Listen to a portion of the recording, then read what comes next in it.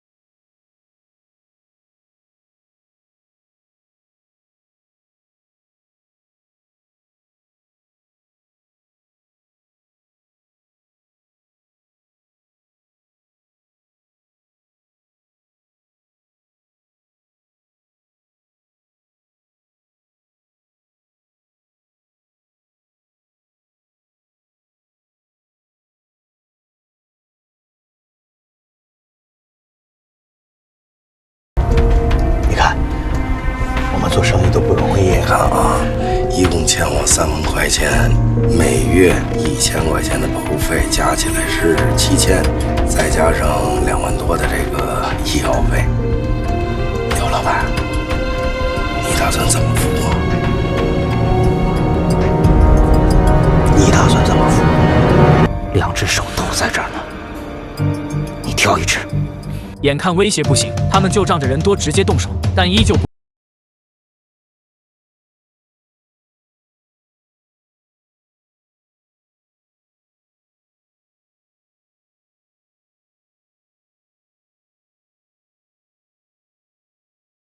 颤抖。来呀！怂样，还学人家做老大，你永远都是小混混，知道吗？别再来烦我！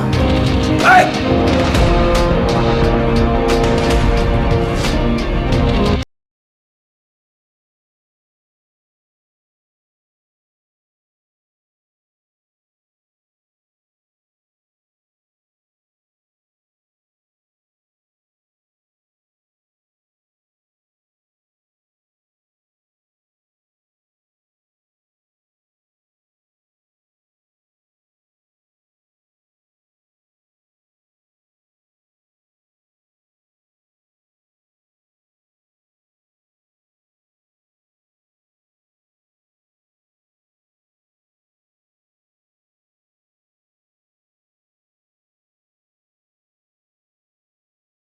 有饭吃啊！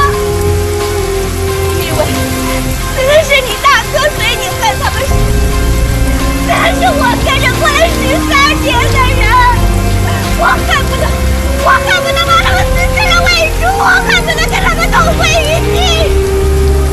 但是老刘死的那天起，我就再也不想活了。10年后，武健已经不再是。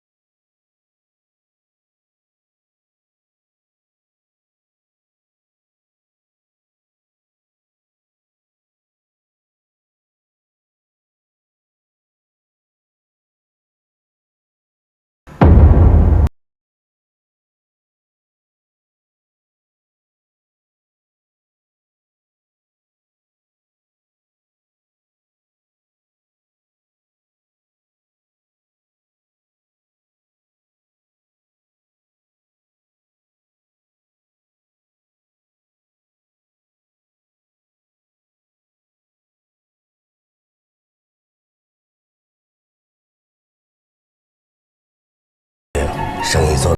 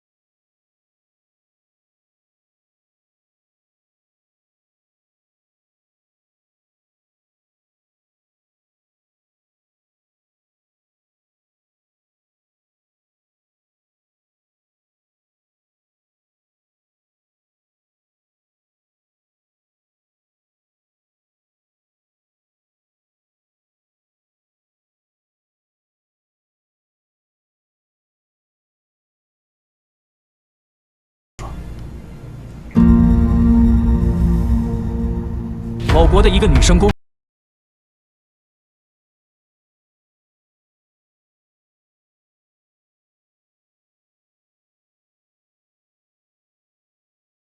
救我！他们说我拿毒品，我没有，救我吧！你女儿家的东西是我放的，现在只有我能证明你女儿的清白。接下来该怎么做？招标会上该怎么说？你自己想。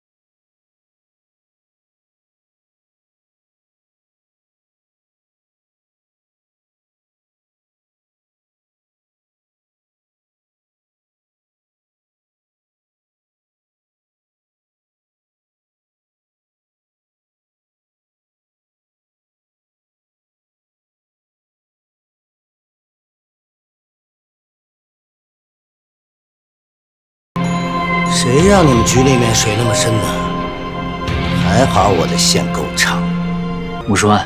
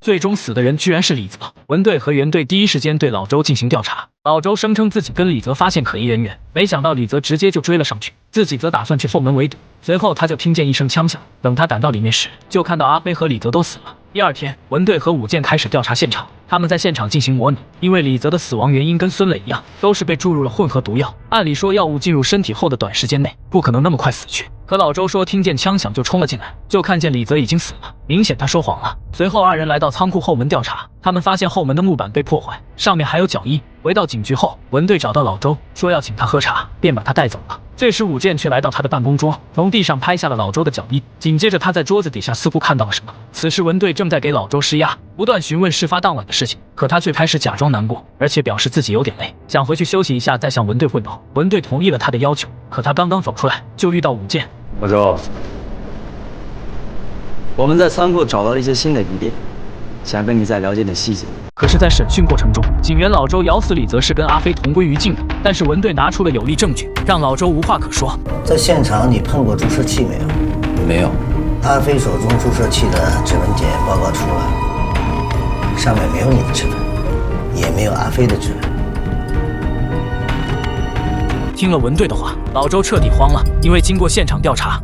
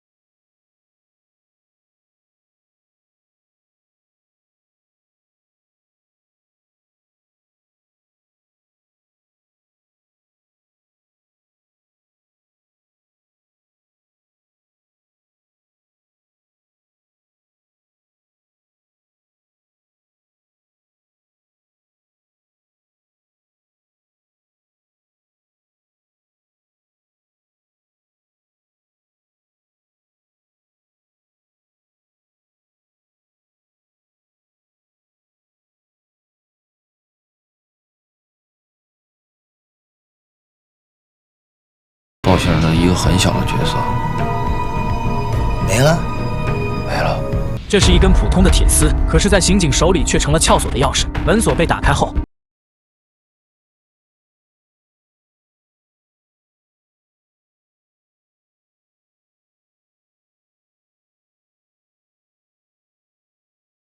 直接把武健两人关在屋里。等他们两个追出来时，毛毛已经不知去向。没一会儿，毛毛推着平板车来到一家饭店门口。箱里装的什么呀？生蚝。卖我们点儿呗。对啊，我就是个送货的，不卖。哎，卖他妈谁不是卖呀？男人不顾劝阻，非要打开箱子查看。这时毛毛的手已经摸到了箱子里的枪。就在他打算动手的时候，饭店老板突然走了出来。不好意思，这是我店里刚来的小孩，他不懂规矩，有什么事跟我说吧。你他妈谁呀？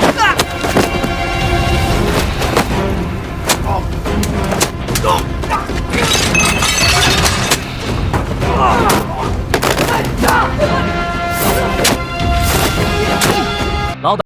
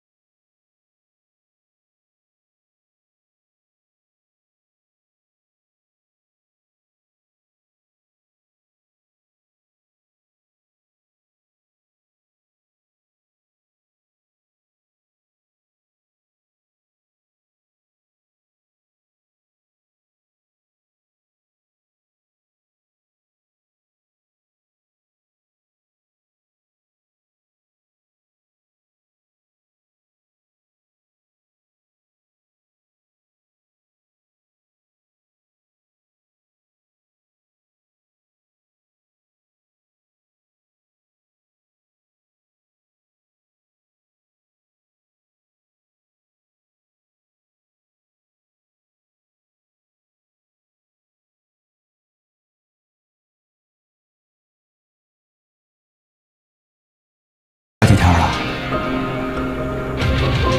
我想帮毛毛了这点素面，我不想看到毛毛手上沾血，就当是还了我当年的良心债吧。活不了几天了是什么意思？肝癌晚期，没得治了。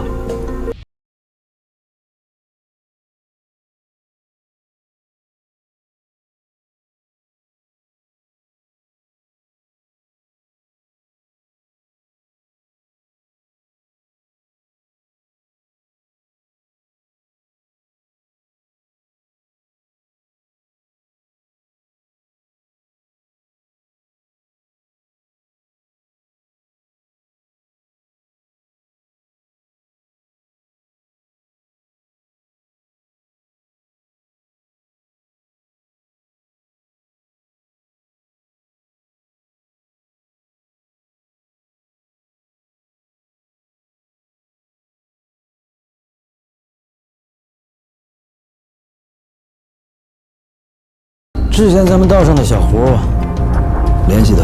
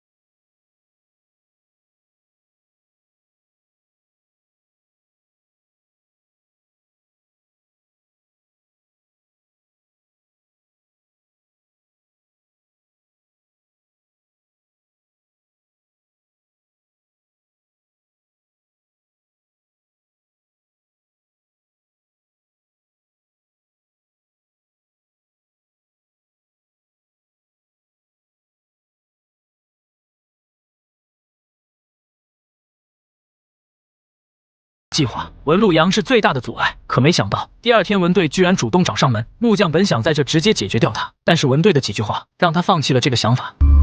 您说呢？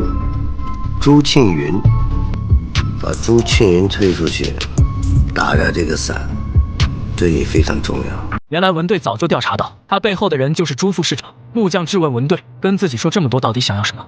搬运村的稀土价值多少？陈总，你以为你能瞒得过我？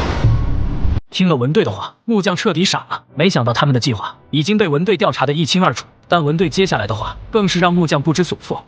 王靖康不是被车撞死的，是有人用铁片割了他的喉。我不知道你在说什么。你以为刘建军把那个东西从物证室里偷出来销毁了？近墨者黑。你们都知道，必须拿别人的一个把柄在手里，这样才能够保住自己的命。他一个老警察就不懂了。现在有一个权力足够大的人对他做出了承诺，只要交出了铁片，就能够保他不死。你猜他会怎么做？文队告诉木匠，朱庆云现在的价值已经不大了。如果木匠还想从稀土资源那100亿中分一杯羹，那就要考虑从新战队。文队声称，如果他愿意跟自己合作，那自己就会把当年他杀害王靖康的凶器还给他。文队带着木匠来到一个地方，告诉他那个凶器就在房子里，让他自己进去拿。开始木匠还是犹豫的，但他最终还是选择进去。可当他拿着东西出来时，事情再次出现变故，跟他妈假的似的。走，陈锦发，你叫谁呢？